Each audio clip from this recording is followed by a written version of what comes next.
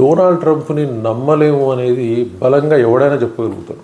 కానీ మరి మన దేశం ఎందుకు నమ్మింది, లేదా నమ్మినట్టు నటిస్తుందా అర్థం కావట్లేదు. ఓవరాల్గా చూసినప్పుడు డొనాల్డ్ ట్రంప్ కుటిలత్వం, మోసం చేసే వ్యవహారం బయటపడింది. అతివాచాలత్వం డెఫినెట్గా మనకు ఫస్ట్ నుంచి తెలుసు. డొనాల్డ్ ట్రంప్ అంటేనే ఒక పనికిమాలిన మనస్తత్వం, పనికిమాలిన మాటలు. అసలు అమెరికన్స్కి బుద్ధి లేక ఆయన ప్రెసిడెంట్ని చేసుకున్నారు. అందుకోసం వాళ్ళనే చెప్పుతూ కొడతా ఉన్నాడు. ఓవరాల్గా చూసినప్పుడు వాళ్ళ కడుపు కొట్టే ప్రయత్నం చేస్తూ ఉన్నాడు, ప్రపంచాన్ని ఇబ్బందులకు దోస్తూ ఉన్నాడు.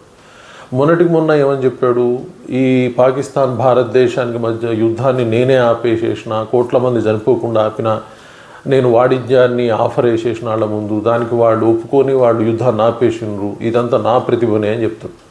సరే, అదంతా అయిపోయింది.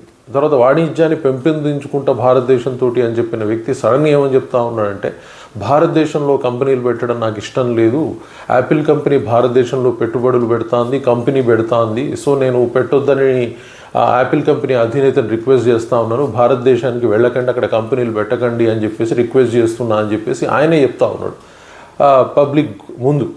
సో డెఫినెట్గా ఇది ట్రంప్ ద్వంద్వ వైఖరి కాదు, ఆయన ఉన్న నీచత్వమే అది. దానికి ద్వంద్వ వైఖరి, త్రిముఖ వైఖరి అన్న అవసరం లేదు. ట్రంప్ చేసే దరిద్రమైన పనులల్లో ఇవి ప్రఖ్యాతంగా ఈసారి పిచ్చి ముదిరి బయటకు వస్తూ ఉన్నాయి.